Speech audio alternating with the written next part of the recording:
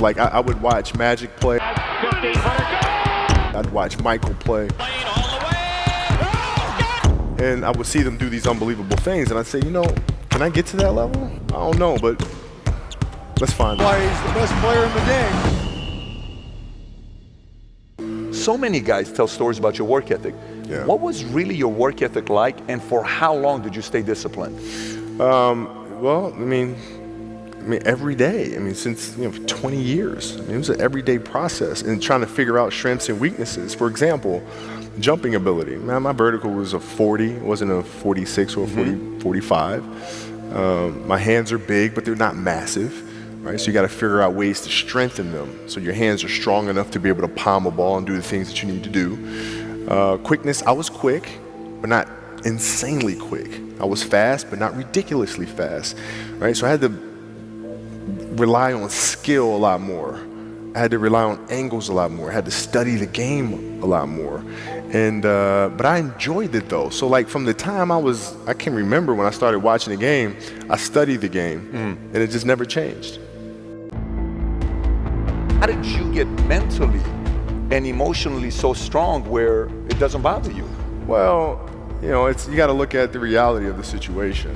Like for me, it's not, you kind of got to get over yourself.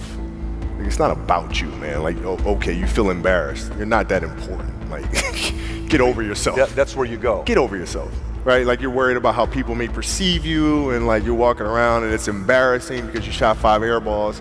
Get over yourself, right? And then after that, it's okay, well, why did those air balls happen? Got it.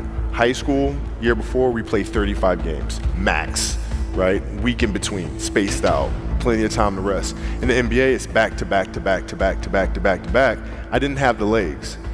So you look at the shot, every shot was online, but every shot was short, right? I gotta get stronger. I gotta train differently. The weight training program that I'm doing, I gotta tailor it for an 82-game season so that when the playoffs come around, my legs are stronger and that ball gets there. So I look at it with rationale and say, okay, well, the reason why I shot air balls is because my legs aren't there. I go, well, next year they'll be there. That was it. Done.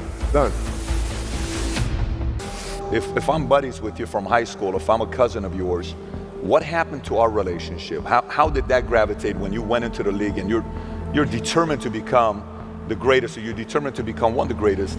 What happens to our relationship? Well, it suffers.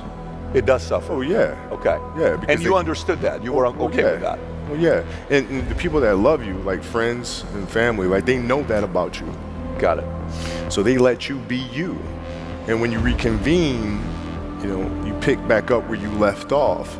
But make no mistake about it, everything in between is lost, right? So those long-term relationships, the commitment of time of, taking vacation. Like I see a lot of players take vacations with other players that are close friends. And they'll just take vacations just to take vacations, or just hang out just to hang out. Like I never did that. Why not though? Why didn't you do that? Well, because when I retire, I didn't want to have to say, I wish I would have done more. I don't want that. I don't want that.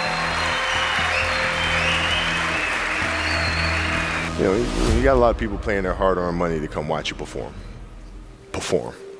It's your job to be in shape. It's your job to be strong enough to perform at that level every single night. And as a competitor, I'm not ducking shit.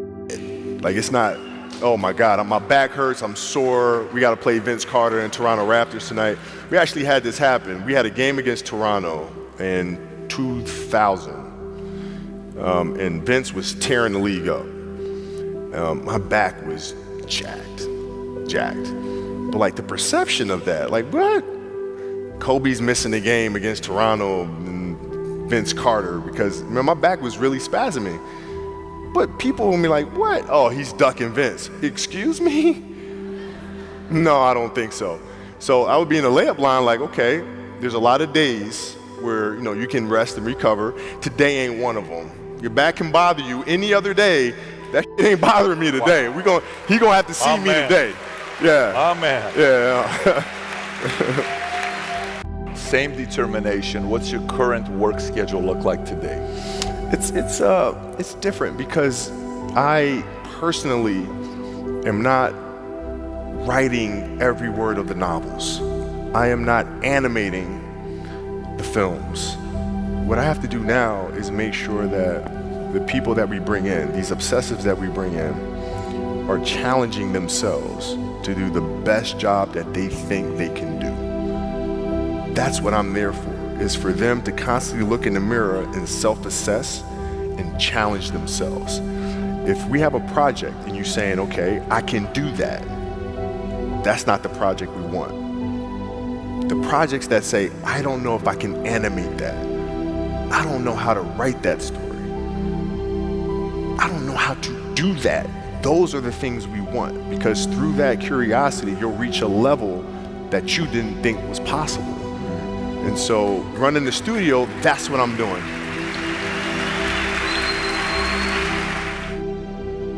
You're playing against the Golden State Warriors. Score is 107-109.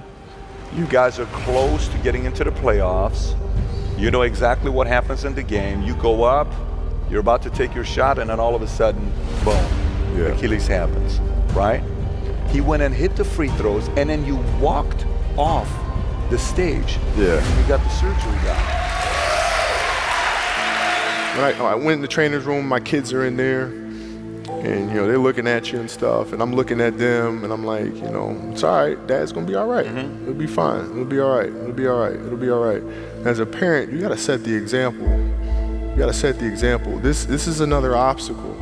This obstacle cannot define me. It's not gonna cripple me. It's not gonna be responsible for me stepping away for the game that I love. I'm gonna step away on my own terms.